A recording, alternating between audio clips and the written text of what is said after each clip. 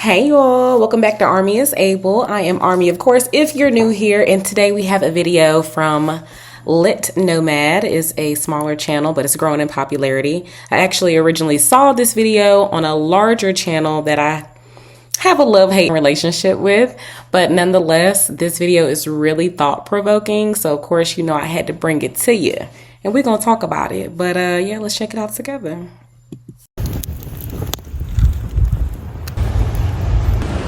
Hey, what's up, guys? I'm gonna talk about why I'm not married today. So a lot of people are like, bro, you are such a good catch, man. You're like 5'10" and a half. Like, that's tall for an Asian dude. And like, you went to an Ivy League school and you know, you're a quant, you're so smart. You should get married. You'll make a woman happy. And they're not wrong, you know. I always wanted to kind of have a big family, and you know, I watched like The Sound of Music, and I was like, that would be cool to kind of like make my kids line up like that. And anyways, like I wanted to get married and have kids, but I don't know. I'm a data-driven person. I'm a quant, so I analyze the data, and it just doesn't make business sense. First, the divorce rate is 50%, right? That's awful. Like, you have to remember that 50%, that's divorce. Divorce is the last resort for most people. So what that means is that like over 90% of people are like miserable in their marriage. Because you have to understand, like, people get divorced when like you have to pay the lawyers so much money, and you like traumatize your kids. Like, they're gonna be so sad, they're gonna have to require all this therapy. And if you have like extended family that's conservative, they're gonna be like really ashamed that you got divorced. And yeah, your local community is going to shame you. Oh my God, they're going to gossip. Oh, they just didn't work out. And that's like kind of embarrassing. And so you know, go through all of that and you still get divorced. If you're religious, then like you're going to go to hell probably, depending on like what religion you're into. So like that's, despite all of that, you still get divorced. That means you really want out. And so what that tells you though is that 90% of people are like miserable in their marriage. And you know that's true because it's like in the cultural zeitgeist, right? Like if you watch like Seinfeld, or like Everybody Loves Raymond, like the grandparents, like the parents of Jerry Seinfeld, are always depicted as these like bickering, miserable couple. And everyone can relate to that. That's why they depict them that way. And with like Everybody Loves Raymond too, like they depict them that way because everyone's like, oh yeah, that's how my parents act. Because that's so common. And why wouldn't it be common? People are miserable after being stuck with the same person for that long. You know, it's not natural. The other reason is infidelity. So data on this varies widely because it's hard to get accurate data on something like this, but it ranges from like 20% conservatively that have cheated on their spouse to like 70%. And let's put the average at like 50%. That's pretty terrible. 50% of people have cheated on their spouse. And you know, it's the type of thing that people are gonna like lie about, either to themselves or to a survey. So it's probably higher, but let's just put it at 50%. And that's awful. So regarding infidelity, right, I had a friend who was an EMT, like an emergency medical technician, and he told me something really interesting. Basically, the main reason why he would get called to people's houses is that they would be having a heart attack, or they would be thinking they're having a heart attack, but it would just be like a panic attack.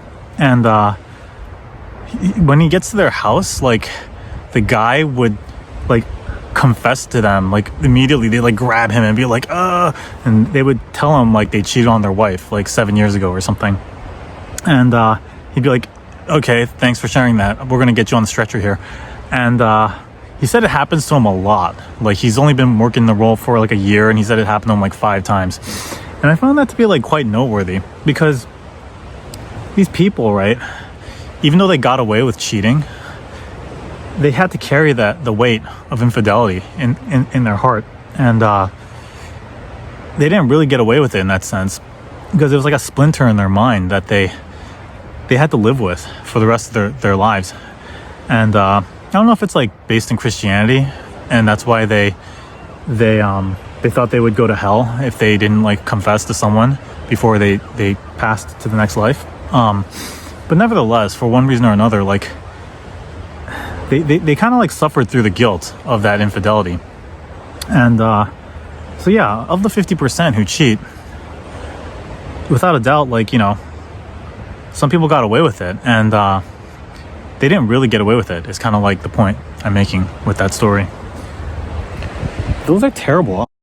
Okay, y'all. So I gotta comment. I gotta pause it right here, but definitely we're gonna watch this video to the end because it gets better as the video goes along. But I have to point out a couple of things he said. What's the reason of getting married? Because people are gonna talk about you. If you get divorced, you're gonna be shamed by individuals in the public. Listen, people are gonna talk about you either way.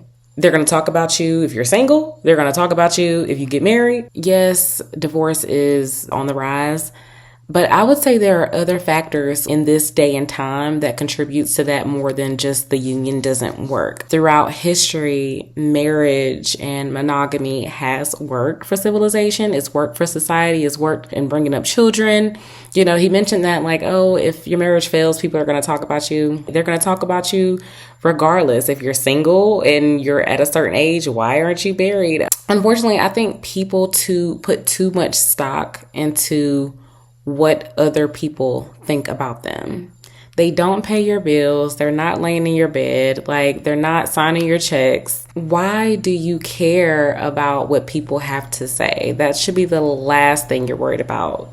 And then he mentioned money if you get divorced. In today's society, 2025, it costs money to breathe, okay? The air isn't free out here, all right? Listen, I can't even step out my house nowadays without spending $100. And that's just facts. Okay, somebody? If you get in a car accident, you'll spend money. If your tire blows out, you'll spend money. Spending money on lawyers and having to divide up assets and things like that, normally that's for people of a certain tax bracket. Most people that don't really have anything, what y'all gonna do? Get a lawyer to split $1,000? Come on. Divorces can get ugly, but the money aspect should not be an issue, especially because if you talk to many millionaires and billionaires, or if you just watch videos or interviews, the one thing that they're going to tell you to acquire wealth quicker and retain that wealth is by getting married, focusing on one woman, focusing on one man, having a union where you guys come together and you connect and you both agree in the direction of where your family is going to be headed. When two people come together in marriage and prayer and in any type of union, baby, it's up. And I'm going to just be honest, that's not necessarily, yes, that's my opinion as well, but I also believe that's facts. I might have to look it up. And matter of fact, y'all look it up, fact check me and put it down in the comments. I would love to see this. So listen, he brought up religion. When it comes to marriage literally is like a religious thing. It's putting two people in union under God. And that's why it's so weird to me that people that don't believe in God or atheists or agnostic people that get married. I understand it's a government contract, but more than anything, it is a bond. It's a union between you and your partner and God. God will grant divorce under, I think, two circumstances, which is adultery or if your partner is a non-believer. And that is about it. However, God is a forgiving God. If you've gone through a divorce and it was not for those reasons, I truly believe if you repent, you give your life to God and Jesus Christ, you'll be okay. He'll forgive you. At least I think my God does. I think he's a big God. I think he's a merciful God. So that's what it is. And then he mentioned people would be more miserable in a marriage. I would have to argue that people are more miserable in their singleness. We're here to connect. Human beings need other people. They want to be understood. They want a sense of closeness that brings people joy. And so I could argue that people are more miserable being single than they are within a union. And that union is going to be what you make it. I don't know if I can say the S word on YouTube, but people who unalive themselves, unfortunately, that rate doubles if you're single. And that's found in both men and women. Don't fight me, fight Google. 50% divorce rate, 50% infidelity rate. Why would anyone sign up to something with those odds? And the answer is because they've been culturally shamed to do that. People are very much like sheep. They don't think for themselves, and they don't think organically from the bottom up. They just kind of feel peer pressured into doing things. Everything about marriage, modern marriage, is just a recent invention. The white wedding dress, I think, is from 1840, and that's the last 200 years. the diamond. You know, that's just a brilliant marketing campaign by the De Beers Corporation. I think in the 1920s, when they said that a diamond is forever. That's arguably the greatest marketing campaign of all time. So now people buy diamonds. It's become the standard when like there are other like rare gems that are more expensive, you know, and they just kind of artificially keep the price of diamonds high just to like profit off of you. Like honestly, the De Beers Corporation killed it. That's a rabbit hole you should go down. It's fascinating, but this whole cultural norm of buying a diamond is it's just like brilliant capitalism and marketing. There's no reason why you have to do that. But people are sheep, right? And when you think organically about human pair bonding, marriage is not natural. Human beings are not naturally monogamous. They've only been monogamous for the last few hundred years, mostly driven by monotheistic religions like Christianity, because this was before DNA tests, and they wanted a way to be able to kind of like accurately track parenthood. And so they wanted to keep people from, you know, sleeping around too much so that they can like find out who inherits the wealth of the father and so on. And there are other reasons you can go down those rabbit holes, but the point is it's a man-made invention, and human beings have been around for a long time. Homo sapiens, like 1 million years plus, and they were not monogamous for the vast majority of their existence. And even today, Homo sapiens, right, like of the 1,200 or so cultures that exist in the world, only like 150 or so are monogamous, and all the rest are not. And so you can ask any scientist this, like, yeah, I agree. I would argue that the countries that are doing the best, the ones that have the most economic growth, the ones that like are not struggling with mental health and anxiety and depression and all of that, those are Christian-based countries. And he poses a great question.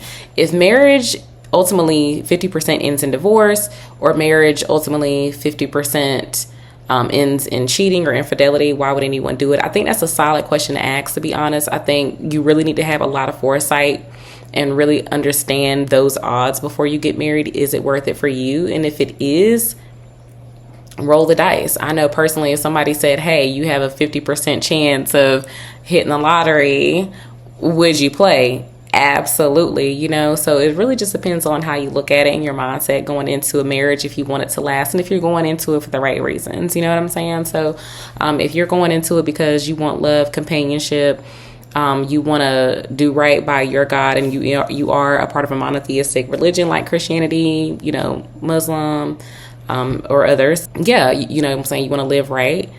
But at the end of the day, people want something to call their own. I think for women, I think being a wife and a loving mother is probably one of the greatest joys. I know like women always talk about like, oh, our biological clock is ticking, and you know, you need to have babies at a certain age, which is very true. We want to do that with someone we love, our husband. Not only that, for men, they want to leave a legacy. Sometimes men want to have children more than women do. They may not want marriage, but they want to use a woman as a vessel to bring their seed into the world because they want the legacy, but they don't necessarily want to get married, which to me is ass backwards. But I think for a man, there's no greater joy than watching your seed grow with where you planted it. You're not going to throw your seed at the end of a mountain or on like rocky terrain. You're going to plant your seed in good soil. You're going to make sure it's going to get sunlight and it's going to get nurtured. You know, you're not going to plant your seeds in the desert where there's no rain to water that seed and watch it grow. And you for damn sure will not abandon your harvest once it's time to yield those crops and watch the fruit of your labor really prosper. There is a joy in that. People may want things to come so easily and quickly in their lives, but there's no joy in things that you can just have and you don't really work for. To watch a child grow in your household right in front of your eyes, you're teaching them the things that you know, you're watching them become great functioning adults, you're teaching them the way they should go. That's mad props, mad respect, and that's going to fill your heart with a sense of purpose and pride that you will find in marriage. Yeah, could you do it without marriage? Raise kids together? Yes, but ultimately they're going to be fragmented pieces that can't be necessarily fixed unless both parents are in the household together. and they're in a loving relationship. He talks about how like people are miserable in relationships and marriage and infidelity and cheating and all that. I'll take his word for it that those are the actual stats of the infidelity rate at being 50%, which is alarming. However, I don't think that is because of marriage. I think that's more so because of society, especially if you were growing up in the 80s, 90s, like TV became more sexualized. So then you have this hypersexualized culture that needs everything at their fingertips and is used to instant gratification by the click of a button or the swipe of a screen. So you couple those things together and then you add on short attention spans, people that are addicted to dopamine hits. Then you have the internet where it seems like you have a endless sea of options. You see how all of these factors mix together for a completely broken, disturbed, and lonely society. Men and women are lonelier than ever before. People are having sex less than ever before. Marriage and family isn't dividing men and women. It's not dividing our country. It's not contributing to unhappiness. We got to do better. Hats off to any single parent, single father. Shout out to y'all. Well, shout out to all the single mothers, for sure. Y'all been doing it since the beginning of time. I definitely challenge anybody to look at the backgrounds of really productive or high functioning adults, and then look at the background of single parent households. Poverty is also a big one, which could be alleviated just a bit if there were two parents and two incomes in a household. Overall, like, the society has broken down, and it starts because the family unit has been broken down. We need to really actually pinpoint what's causing all of this, because I have to say it's not marriage. But if you disagree with me and you got some extra points, put it down in the comments. I love thought-provoking videos like this. I would love to hear everybody's thoughts for sure. But let's keep going. Human beings are not naturally monogamous. And it's a recent invention. So it's like, why are we doing this? We don't need it for like agrarian societies. Like, we're not all farmers anymore. We don't need like to have a bunch of kids to farm our land for us. And we have DNA tests. So like the concern of like unknown parentage is like much diminished now. And so it's kind of like a holdover from a time that we're just kind of like holding over because human beings are not really original thinkers. And, knowing that we're not naturally monogamous, it doesn't help when like modern culture, like mostly driven by modern feminism, is like, it's kind of like normalizing infidelity on top of that. People already cheat. Now you're going to normalize it. Like, a lot of girl shows like Scandal, the main character is like having an affair with the president and like hanging out with the first lady without her knowing, and like she's the main character and people root for her. Like, oh yeah, you get it, girl. Like, it's like we have normalized, the Overton window culturally has moved to the point where we normalize infidelity. And so if the instinctual like biological, that's the key. That's exactly what I was trying to say in a roundabout way. Like, I may have took the long route to say what he said, but yeah, we've normalized this BS. The issue is not marriage. And then he said that it's not natural. A lot of things that we do it's not natural in this day and age. We're not here to give into every whim of our desires. We're here to overcome. I personally believe that's what being a real man is, not succumbing to the wiles of women, figuring out what your purpose is and being disciplined into meeting that purpose. Like, that takes sacrifice. That's not something that's natural in a sense. Like, it's uncomfortable. So we're not here to just eat, sleep, fornicate, and just be in this constant state of pleasure. Matter of fact, check out The Pleasure Trap. It's by Douglas J. Lyles and Alan something. Just check it out. The pleasure isn't supposed to constantly last. It's not supposed to be a constant thing.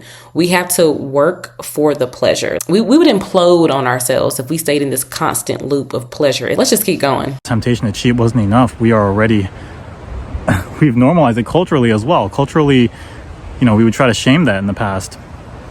And that's been that way for a while. Like, the 7-Year Itch is a Marilyn Monroe movie. It's the famous one where she's wearing the white dress and the wind is like blowing her skirt up or whatever. And like, 7-year itch, for those who don't know, is like 7 years after a marriage, you feel the temptation to cheat. So you want to scratch the itch. And so that's like kind of addressing that, the 7-year itch. And it's like, why are we doing this? Why are we trying to make something work that doesn't work? Like, you know, trying to fit a square peg into a round hole. You know, when you go further back, right, like human beings, again, they're not monogamous, and it's just not in our instinct. Human beings, males especially, are they like variety because we have a lot of sperm and our DNA wants to replicate. So it's in our interest.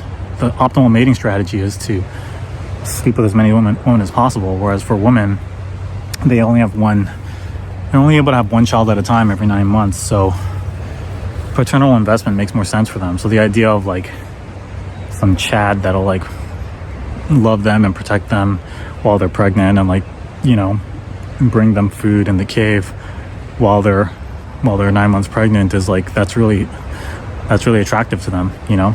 And but it's not in our instinct to be faithful to one person.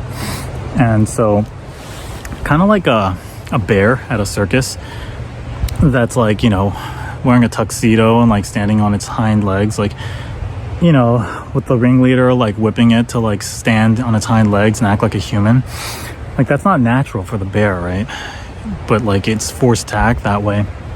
And after a while, like the bear, like it just wants to get back on all fours. It's like it's trying to get back to its natural state. And that's what we're doing as humans. Where, you know, when you're at your job and you're in 5 years into your miserable marriage and you haven't had sex with your wife in like a year, and there's a hot new secretary and you're like wanking to her in your morning shower, and it's like, what are you doing, bro? Like, why are you putting yourself in this situation? You know, like, you naturally want variety. Like, why did you put yourself in this situation? Oh my God, yo. What is this guy is funny, and he has a lot of great points. I can't even deny. I'm gonna end the video here. I'm actually gonna do a part 2 to this because I don't want to make this video too long. But before I go, I definitely got to talk about the 7-year itch. I'm not married and have not been married, but I have heard the term the 7-year itch. For those that couldn't shed some light on that topic, please, I would love to hear from you down below. I would say 7 years is the year of completion. Like, the number 7 is the number of completions. That's when you want to give up, you know what I mean? But you got to just push through and persevere through. But yeah, I would love to actually hear from married couples on this specific topic about the 7-year itch, because I can't say if he's wrong or right, but it just only makes sense. You know, it's the year of completion. And I think after 7 years, you know, your next challenge is probably going to be year 14, year 21, you know, that's just kind of how it goes. But definitely, guys, if you like this video and you enjoyed the commentary, I would love for you to like, comment, subscribe, of course, hit the notification bell, so that way when I post these videos, you'll get them right away. That would really help the channel grow. I would really appreciate it. Yeah, I love talking about it with you guys. Until next time.